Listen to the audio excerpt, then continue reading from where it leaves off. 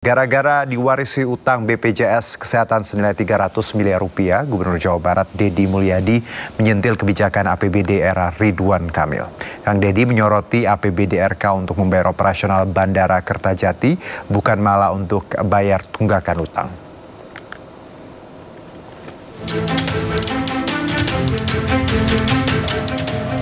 Jawa Barat ternyata punya utang fantastis senilai 300 miliar rupiah ke BPJS Kesehatan. Pemprov Jabar ternyata punya tunggakan hutang BPJS 300 miliar. Itu terhadap kabupaten kota. Nah, itu terjadi tahun anggaran sebelum saya pimpin. Makanya tadi saya komplain ke teman-teman Bapeda, Kepala Dinas Kesehatan. Kenapa sih dulu ketika kita punya uang fiskal yang sangat cukup lebih banyak hibah dibanding bayar kewajiban pemerintah BPJS. Kan ini rawan kalau kabupatennya tidak bayar, itu bisa stop pelayanannya. Kang Deddy menyatakan akan mengevaluasi belanja hibah Pemprov Jawa Barat yang dinilai banyak tidak tepat sasaran. Pak Menteri, ini ada yang muda.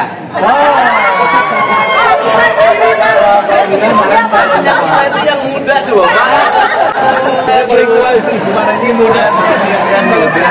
Pemerintah provinsi untuk memutih Produk Kesehatan. Produk Kesehatan di Jawa Barat.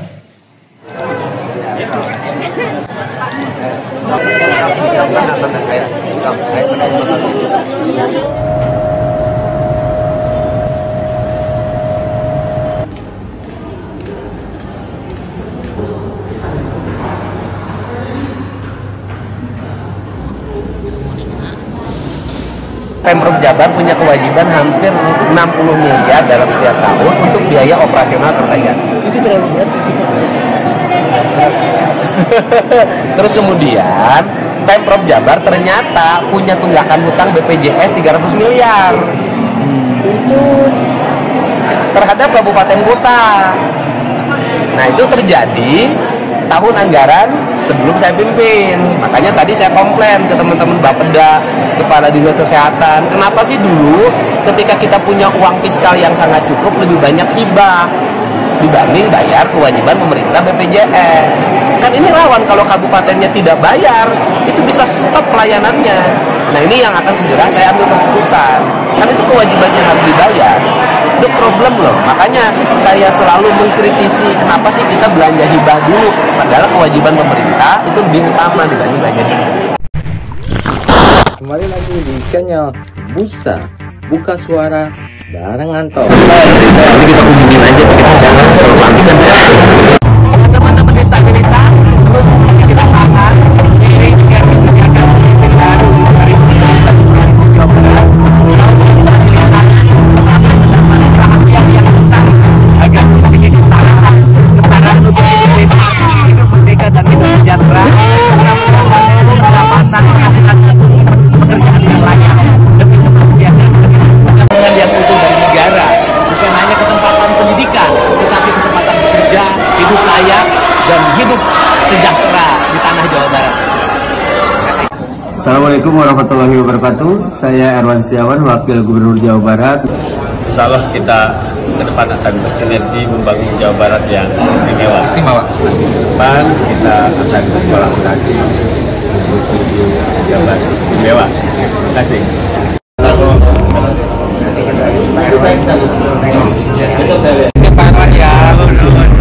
Dan lingkup Jabar yang saya hormati sahabat saya Kang Zulhamka Yulianto Kadir Eskom.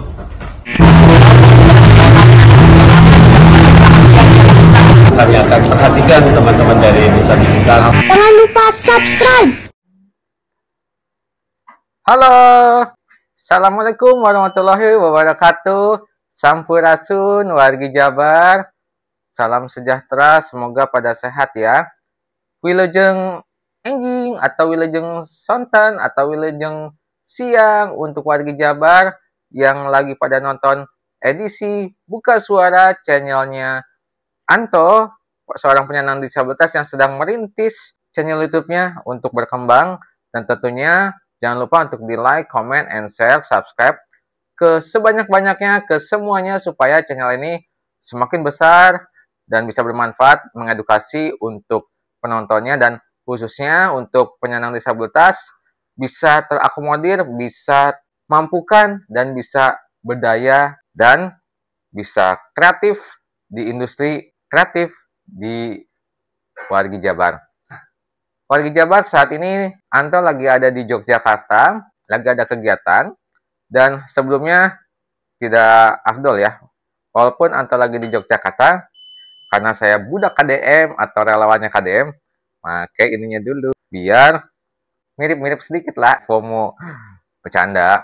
Sedikit cerita nih, untuk di Jogja ada kegiatan organisasi disabilitas bersama kelompok disabilitas lainnya. Selamat pagi Wilujeng Enjing, kita lanjut lagi ya. Di sini intinya bahwa untuk dana BPJS itu memiliki tunggakan yang cukup besar 300 miliar dari kepemimpinan yang sebelumnya, dan semoga di bawah kepemimpinan Pak Deddy Mulyadi bisa diselesaikan dan akan bisa dirasakan oleh para warga Jabar untuk bisa maju lagi dan bisa menikmati layanan kesehatan dengan menggunakan BPJS tenaga kesehatan.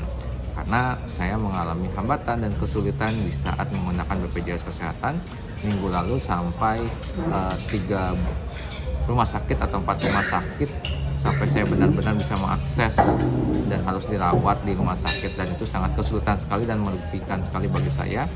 Sudah menggunakan layanan BPJS kesehatan tapi tidak bisa dipergunakan.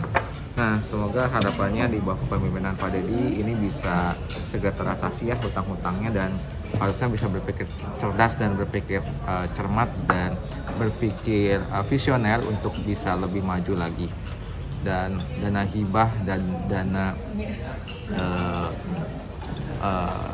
mana yang diprioritaskan dan mana yang tidak. Dan kita sekarang lagi makan pagi dulu di Yogyakarta, bikin ngevlognya di belakang stand bikin omelet. Sampai sini dulu di Buka Suara, jangan lupa di like, comment, and share. Terima kasih. Selamat pagi Wilujeng Enjing, Wargi Jabar. Kembali lagi di Buka Suara bareng Anto.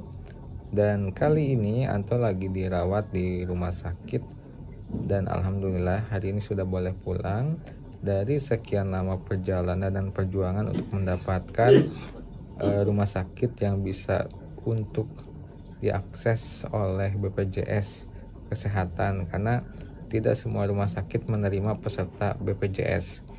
Hal ini menyulitkan warganya untuk bisa mendapatkan pelayanan kesehatan yang layak, yang aman, dan tentunya untuk mendapatkan layanan kesehatan itu ternyata saat ini dipersulit oleh BPJS kesehatannya. Nah, seharusnya ini ada perubahan ya, ada revisi terkait revisi terkait aturan dari regulasinya BPJS Kesehatan, karena untuk keamanan dan keselamatan dari peserta BPJS tentunya harus diperhatikan, harus diprioritaskan.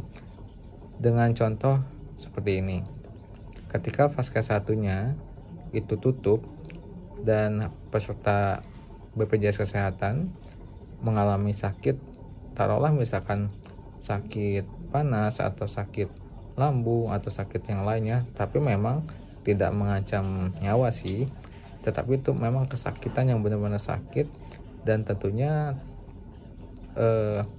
layanan kesehatan yang buka hanyalah layanan IGD rumah sakit. Nah, ketika sudah sampai di IGD, pasien tersebut ditolak berdasarkan karena BPJS memiliki aturan hanya kategori yang gawat darurat yang bisa diklaim untuk masuk ke IGD. Bagaimana solusinya untuk yang penyakit-penyakit yang tapi itu cukup kompleks ya, karena itu membuat kondisi sakit itu sangat tidak nyaman. Dan itulah yang saya alami, dan akhirnya ya saya harus muter-muter cari rumah sakit yang bisa menerima BPJS. Dan ini akan saya lanjutkan di rumah mungkin ya.